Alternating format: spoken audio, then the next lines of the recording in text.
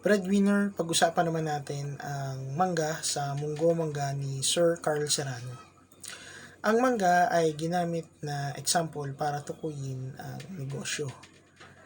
At kagaya din ng mangga na mahirap at matagal bago mamunga, maaaring ganoon din ang pagtatayo ng negosyo.